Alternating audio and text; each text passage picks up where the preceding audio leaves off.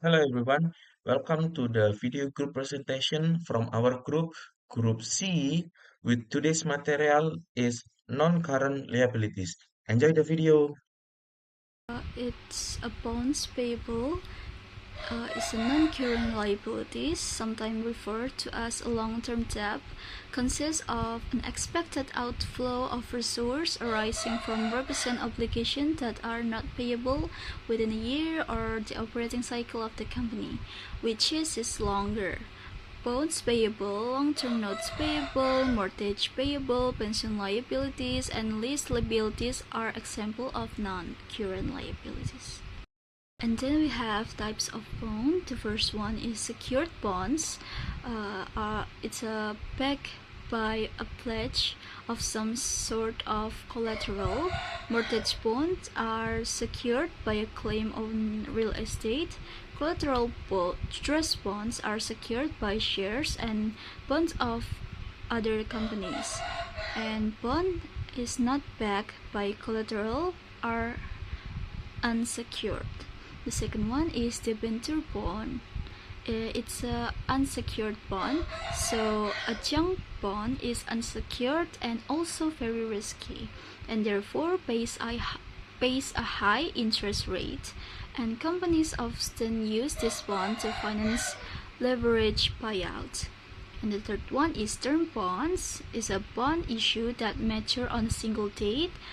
And the fourth one is serial bonds. Is a issue that matter in the installment. And the fifth one is callable bonds. It gives the issuer the right to call and retire the bonds prior to maturity. The sixth one is convertible bonds. So if bonds are convertible into other securities of the company for a specified time after issuance. And the seventh one is commodity-backed bonds.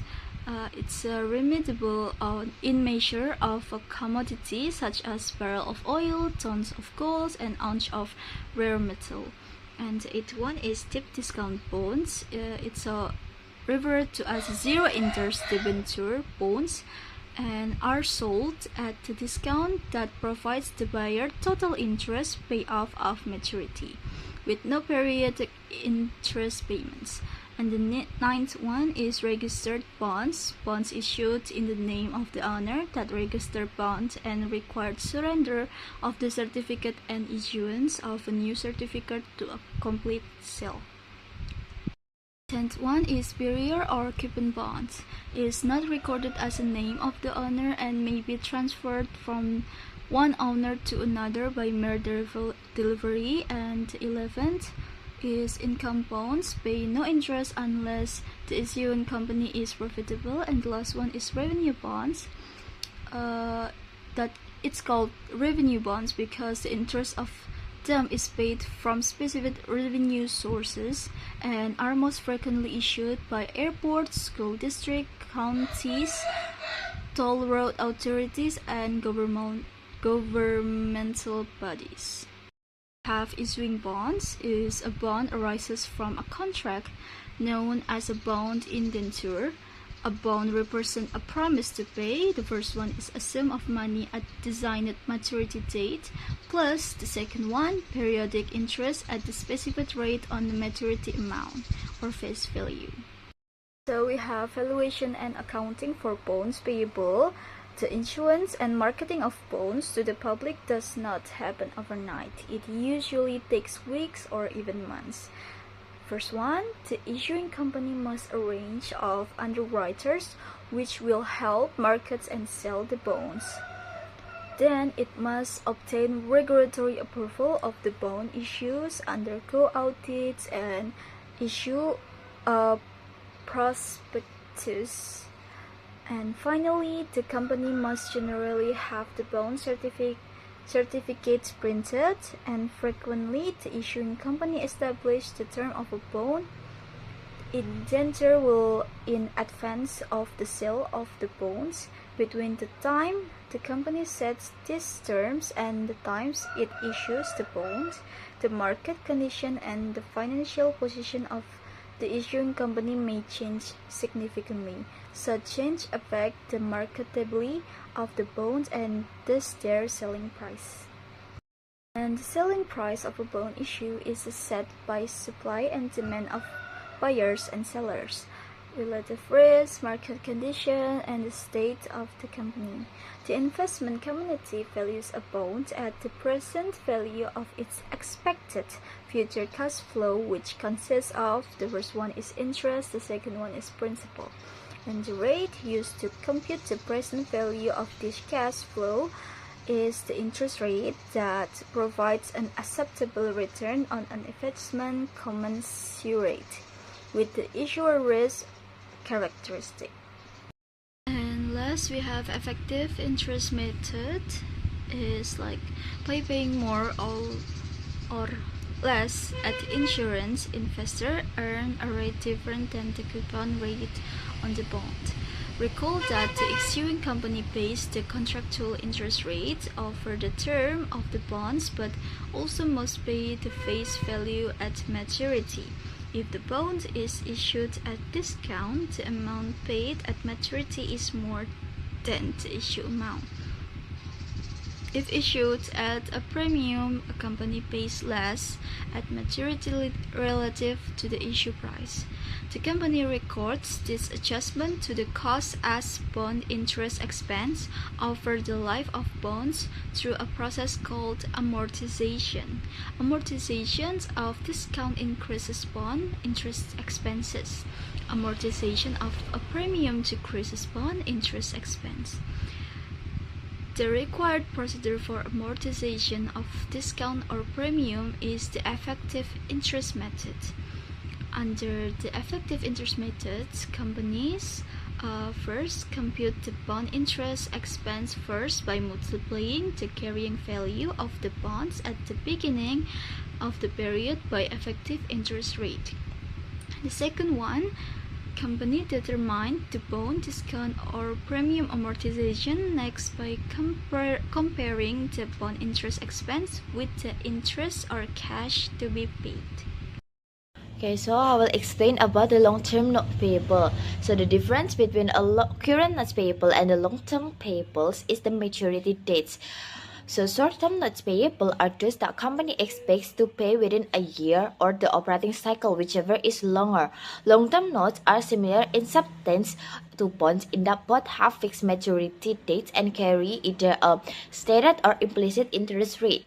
However, notes do not trade as readily as bonds in the organized public securities market. Small companies commonly issue notes as their long-term instrument. Larger companies issue both long-term and bonds. Accounting for notes and bond is quite similar. Like a bond, a note is a value at the present value of its future interest and principal cash flow. The company amortizes any discount or premium over the life of the notes, just as it would the discount or premium on a bond. Companies compute the present value of an interest-bearing note, record its issuance, and amortize any discount or premium and accrual of interest in the same way that they do for bonds. So in this slide, I'll explain about note issue at the face value. So we already discussed this in the chapter 7.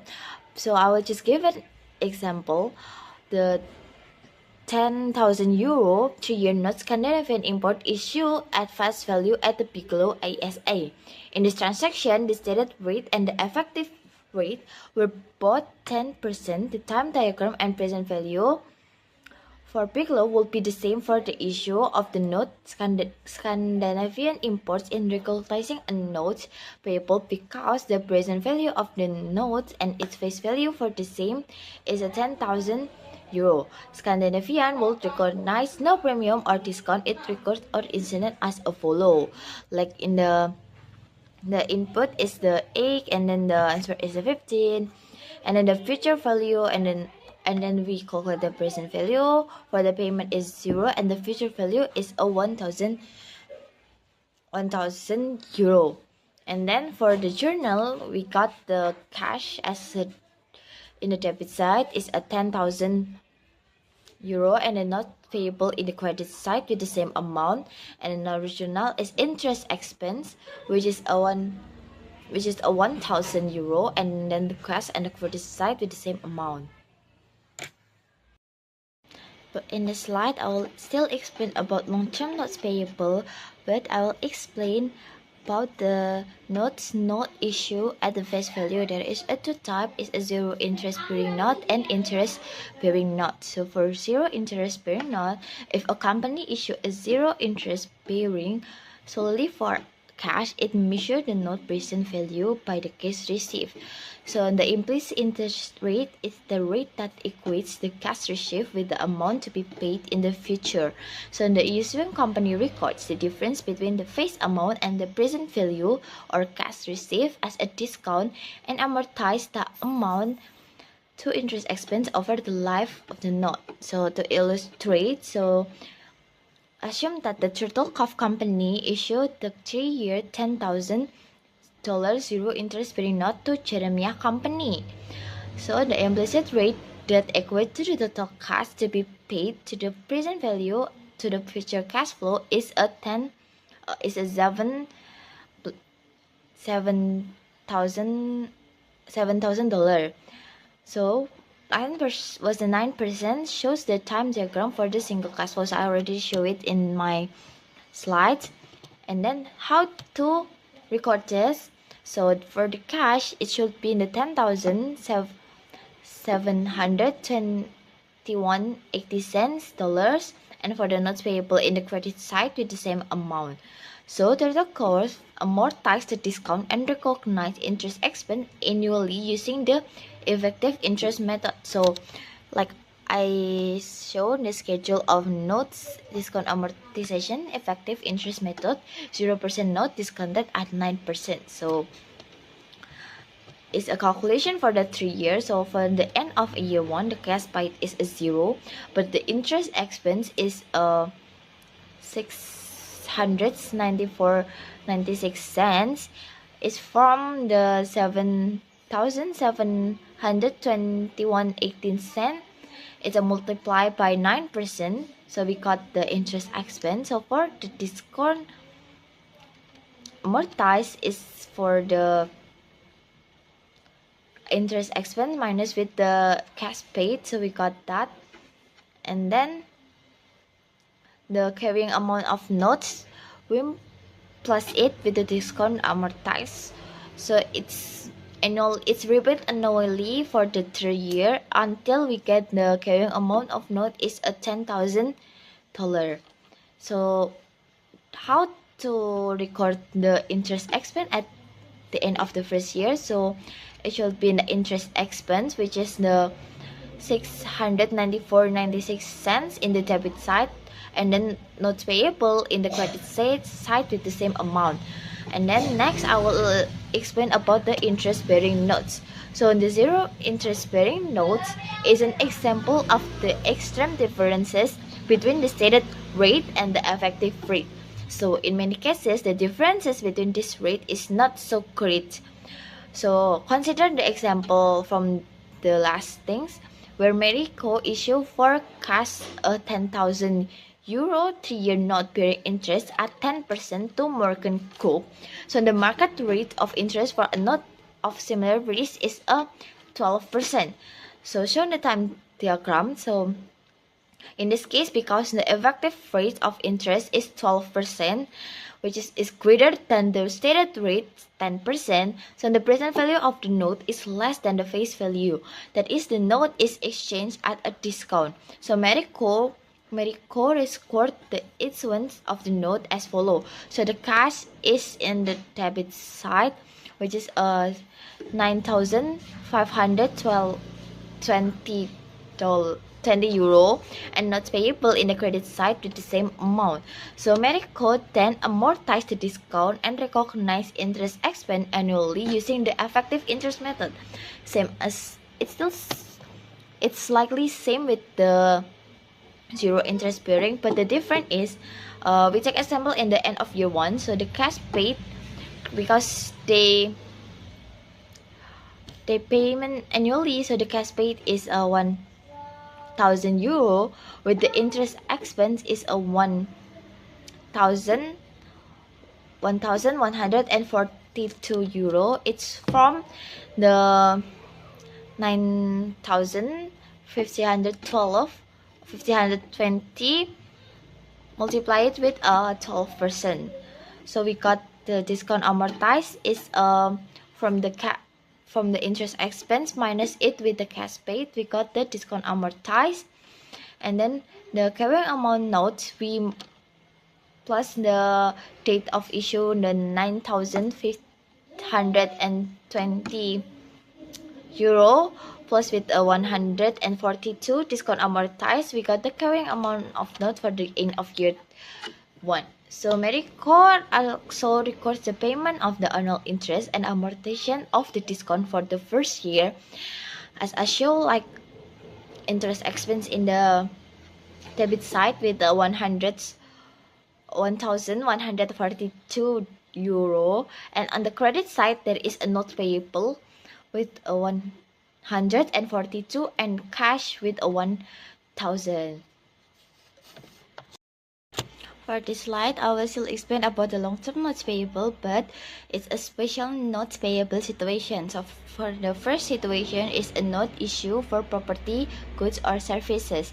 Sometimes company may receive property, goods or services in exchange for note payable.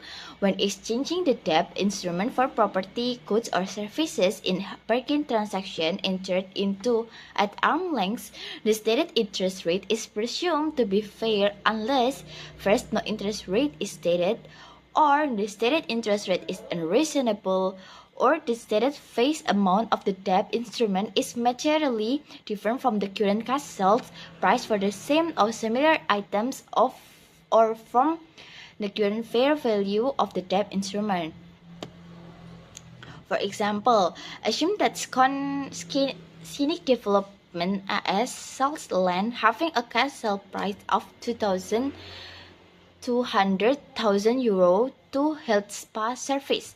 In exchange for the land, Health Spa give a 5-year 293,000 euro zero interest bearing note. The 200,000 euro cash sale price represent the present value of the 293,000 euro notes discounted at 8% for 5 years. Should both parties record the transaction of the sale date at the face amount of the note, which is the 293,000 euro? No, if they did, Health Spa land account and Scenic sales would overstated by 93,000 euro. So similarly, interest revenue to Scenic interest expense to Health Spa for the 5-year period will be understated by 93,000 euro. So because the difference between the sale cash sale price of 200,000 euro and the 293 euro fixed amount of the note represent interest and effective rate of 8%, the company's transaction is recorded at the exchange date as shown in this illustrate. So for the Health Spa Service, the land should be recorded in the debit side, which is for a 200,000 euro, and notes payable in the credit side in the same amount. For the Scenic Development AS, they record the account receivable in the debit side for a 200,000 euro, and the credit side is a sales revenue with the same amount. And the second special notes payable situation is a choice of interest rate. So in notes transaction, the effective of or market interest rate is either evident or determinable by other factors involved in the exchange, such as the value of what is given or received. But if a company cannot determine the fair value of the property, good service or authorized, and if the note has no ready market, determining the present value of the note is more difficult. So to estimate the present value of a note under such circumstances, a company must approximate an applicable interest rate. So that might differ from the stated interest rate. The process of interest rate approximation is called imputation, and the resulting interest rate is called interest rate. For the example, assume that on December 31, 2022, Wonderlist Blake issued a promissory note and to Brown Insurance Company for architectural services. So the note has a face value of 550,000 euro. A due date of December is 31, 2027, and also appears stated interest rate of 2% payable at the end of each year. Wonderlist cannot readily determine the fair value of the architectural service, nor is the note readily marketable on the basis of Wonderlist's credit rating, the absence of collateral, the prime interest rate at the date, and the prevailing interest on Wonderlist's other outstanding debt. The company imputes an 8% interest rate as appropriate in the circumstances. So the calculation of the present value of the notes and the imputed fair value and so first the face value of the note is 550,000 euro. So we need to calculate the present value, and we got the 374 euro, and then the present value of the 11,000 euro interest payable annually for 5 years at the 8% is 43,000 euro. So present value of the note is, we should minus the 550 with the 480,000. So we got the discount on notes payable, which is 131,000 euro. So Wonderlist should record this issuance of the note in payment for the architectural service as follow. So in the December 31, 2022, they record the building or construction in process in the debit side for the 418,000 euro, and notes payable in the credit side with the same amount. So the 5-year amortization schedule is presented like this.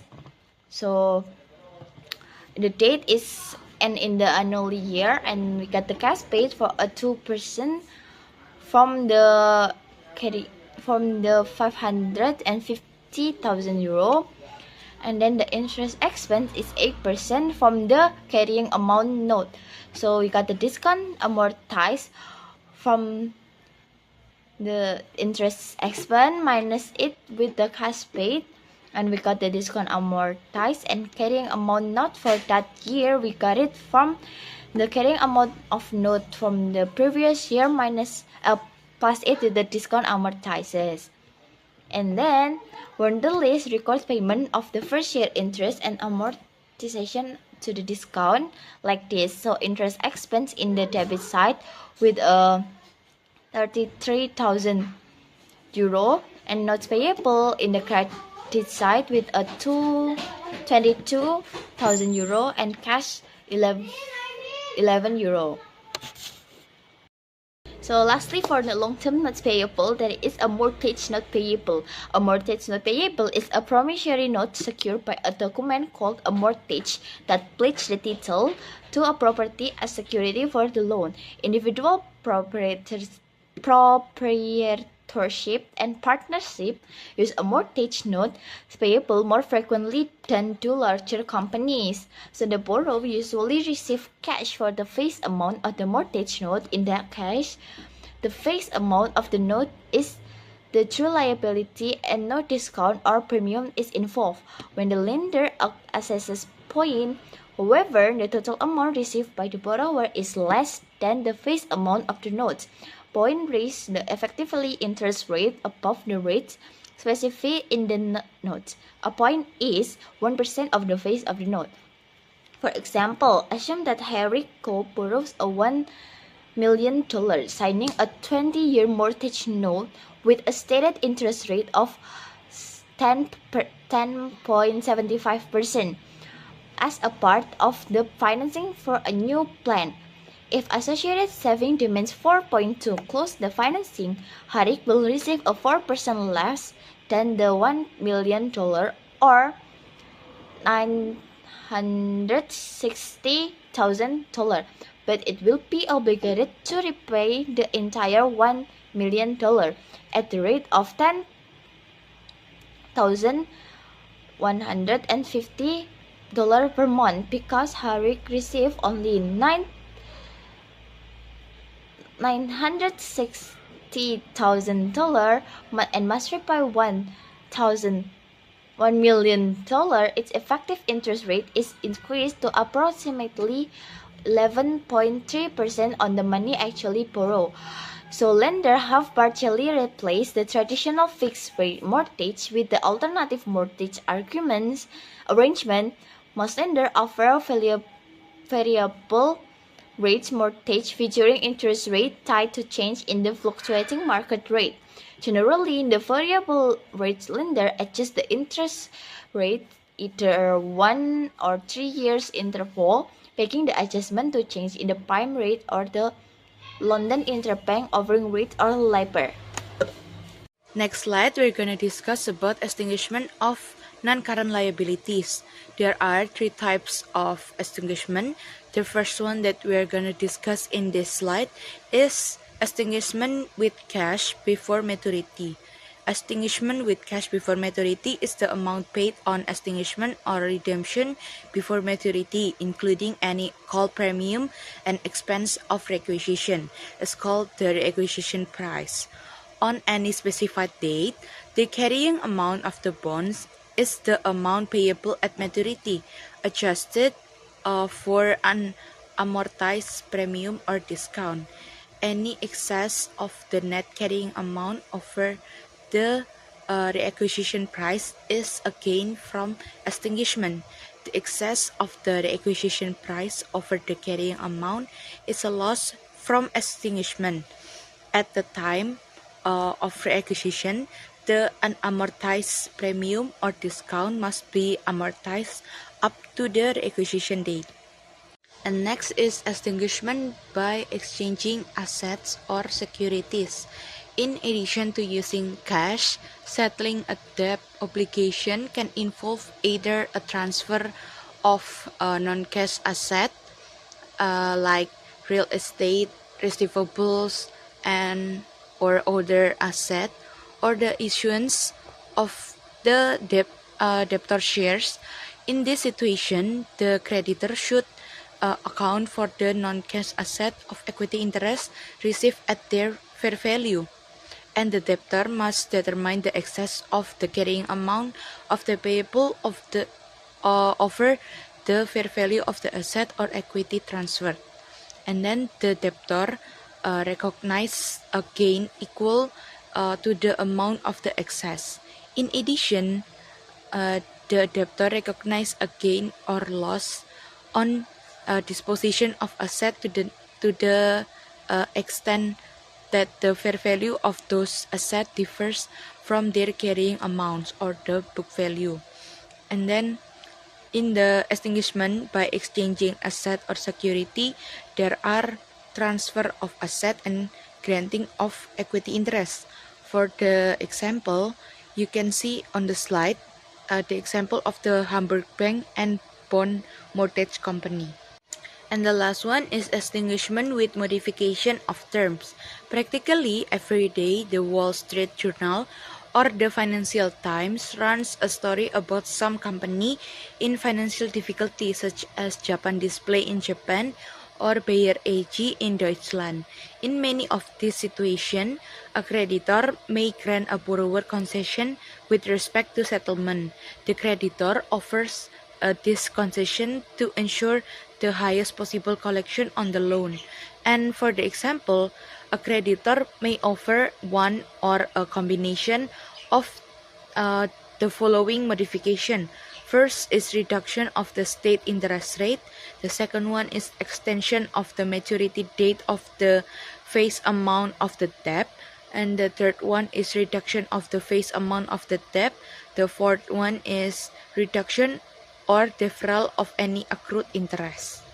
to learning objective 4, which is fair value option, which is company have option to record fair value in their accounts for most financial assets and liabilities, including bonds and not payables. There's also fair value measurement, which is non-current liabilities are recorded at fair value, with unrealized holding gains or losses reported as a part of net income. The example is like Edmond SA has issued 500,000 of 6% bonds at face value at the May 1st, 2019.